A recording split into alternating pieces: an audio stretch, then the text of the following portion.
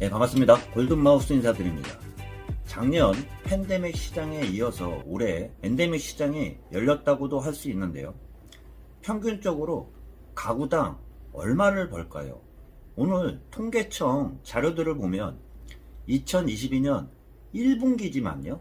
본격적으로 엔데믹 시작이 시작된 그 바로 전 단계라고 할 수 있는데요. 작년 분기 대비 비교를 하면은 작년 같은 경우가 팬데믹의 가장 정점이라고도 할 수 있는데요. 그만큼 안 좋았을 때를 비교하면 올해 같은 경우는 마지막 팬데믹 시장을 거쳐서 엔데믹 시장이 열리는 그러한 분기가 되기 때문에 작년 동기 대비 비교를 하면 다 좋아졌다고도 할 수 있는데요. 평균적으로요. 가구당 월 평균 소득과 지출을 보면 월 평균 소득이 482만 5천 원입니다. 가구당 월 평균 지출액을 보면 349만 6천 원으로 지출 대비 소비는 늘었다고도 할 수 있습니다. 그렇지만 1분기 소득을 보면요. 사업 같은 경우는 잘 안 되는 상황 하에서 사업 소득은요. 그 범위 같은 경우가 차지하는 그 비율 같은 경우가 높지는 않습니다. 세부 항목을 보면 근로소득이 306만 2천 원 정도, 사업소득이 차지하는 비율 같은 경우가 사업소득 자체도 작년 동기 대비는 늘었지만 비율 같은 경우는 높지가 않습니다. 사업소득이 86만 2천 원으로 그 차지하는 비율 같은 경우가 늘었지만 높지 않은 그러한 영향하는 그만큼 사업 자체가 힘든 상태에서 근로소득이라고 할 수 있는 급여와 상여급이 크게 늘었다고도 할 수 있는데요. 사업소득 같은 경우가 말 그대로 사업을 영위해서 이익을 얻는 소득과 또한 임대소득이 포함됐다고 할 수 있는데요. 작년 동기 대비는 늘었지만 그 차지하는 비율은 높지 않다고도 할 수 있습니다. 전체적으로 소득 항목별 구성비를 보면 가장 높게 차지하고 있는 게 근로소득이 63.5%로 가장 높게 차지하고 있고요. 2위가 사업소득, 3위가 이전소득, 비경상소득, 재산소득 순이라고 할 수 있습니다. 전체적으로 작년 동기 대비에는 다 늘었다고 할 수 있지만 그 중에 줄은 구성비를 보면 재산소득 같은 경우가 마이너스 2% 감소를 했는데요. 재산소득은 이자소득과 배당소득이 해당된다고 할 수 있는데요.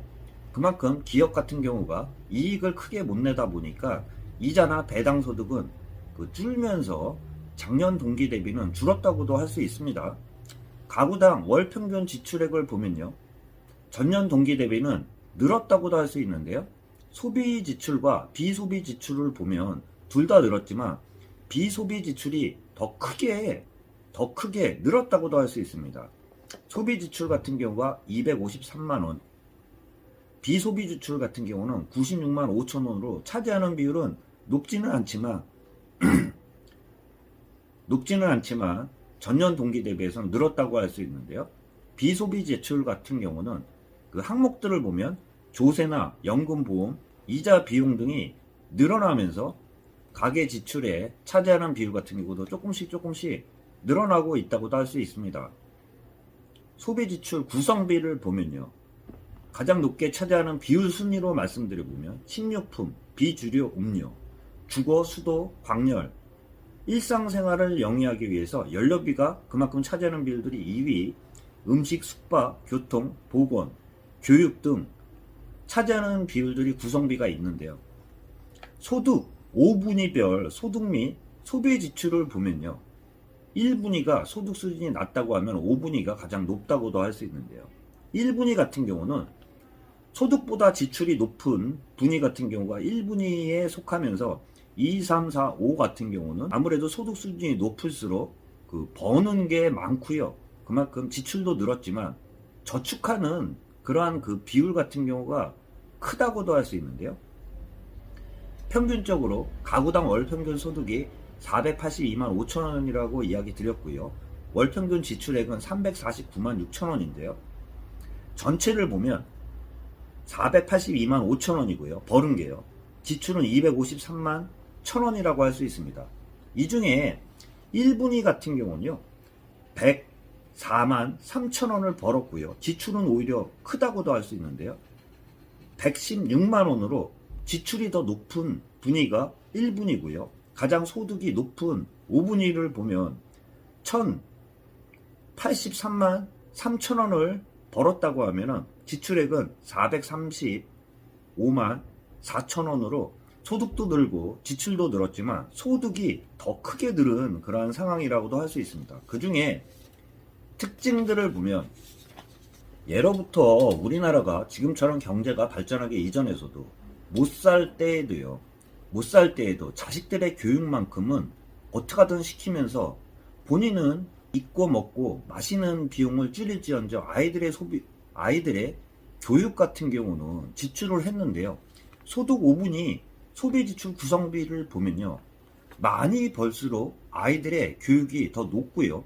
오히려 소득이 적을수록 아이들의 교육이 차지하는 비율들이 낮으면서 더더욱 소득 양극화와 세대 고착화가 지속되면서 그 양극화 시장이 더욱 가속화되고 있는데요. 소득 5분위별 소비 지출 구성비를 봐도요. 1분위 같은 경우가 소득 수준이 좀 낮다고 말씀드렸는데 소득 수준이 낮은 1분위의 지출 비용들을 보면 주거, 수도, 광열, 에너지 부분이라고 할 수 있는데요. 22.7%로 차지하는 비율이 가장 높습니다. 식료품, 비주류, 음료가 21.7%로 두 번째, 세 번째가 보건을 차지하면서 가장 낮게 차지하고 있는 비율 같은 경우를 보면 교육이 2.2%밖에 차지를 하지 않고 있습니다. 그만큼 저소득층일수록 그 교육열이 높아야지 다음 세대가 잘 살 수 있는데요. 1분위 같은 경우는 교육에 차지하는 비율들이 낮고요. 가장 높은 비율을 차지하고 있는 5분위를 보면요. 5분위는 고르게 분포하고 있다고도 할 수 있는데요. 지출이 음식, 숙박이 13.3%로 1위고요. 높은 수준으로 말씀드리면 그 다음 순위로 그 비율은 크게 차이 나지는 않지만 교육이 13.2%로 1분위보다 5분위가 교육열이 더 그만큼 높다고도 할 수 있습니다.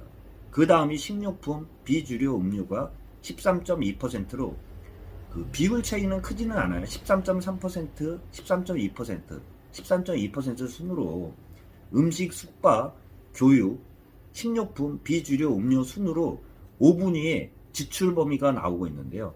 그만큼 양극화가 진행되면서 잘 사는 사람들 같은 경우는 더더욱 아이들의 교육열이 높았다고도 할 수 있는데요. 그만큼 팬데믹 시장에서 비대면 교육을 하기 때문에 사교육이 그만큼 중요하다고 할 수 있는데요. 학원을 다니는 아이들과 학원을 다니지 않는 아이들과의 그 교육 수준이 차이가 나면서 지금은 다시 학교를 나가고 있지만 교육 수준 같은 경우가 그만큼 사교육을 집중을 하면서 그 교육열이 높다고 하면은 그만큼 잘 사는 사람일수록 소득이 높은 사람일수록 자식들의 교육열이 높다고도 할 수 있는데요. 저소득층일수록 교육에 지출하는 비용들이 작으면서 엔데믹 시장을 맞아서요. 본격적으로 작년과 같지 않은 올해 맞아서도 그만큼 우리나라의 교육 같은 경우가 사교육이 차지하는 그러한 비율들이 높으면서 교육이 차지하는 비율들이 그만큼 높다고도 할 수 있습니다. 저 같은 경우들도 아무래도 아이들이 중고등학생이다 보니까 저 같은 경우 4인 가족 기준으로 해서 교육비로 지출하는 비율들을 보면 소득 5분위별 소비 지출 구성비보다 훨씬 더 높습니다. 그럴 수밖에 없는 게 평균이지만 저처럼 아이들이 중고등학생이 되면서 사교육을 많이 시킬 수 있는 그러한 그 연령대 같은 경우는 교육비 지출이 높을 수밖에 없는데요. 잠시나마 말씀드린 엔데믹 시장을 맞이해서요. 교육도 정상적으로 학교를 나가고 있지만 그만큼 소득 수준에 대비해서 그 교육열이나 교육 격차 같은 경우는 더 커지는 그러한 상황 자체에서 소득 양극화와 세대 고착화는 더욱 심해질 수 있는 그러한 시기라는 말씀 좀 드려볼 수 있습니다. 참고하시길 바라면서 영상 마치도록 하겠습니다. 골든마우스였습니다.